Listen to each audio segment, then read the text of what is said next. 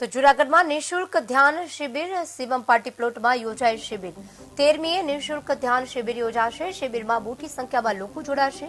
શિબિર અંગે જિગ્નેશ મહેતાએ પ્રતિક્રિયા આપી છે।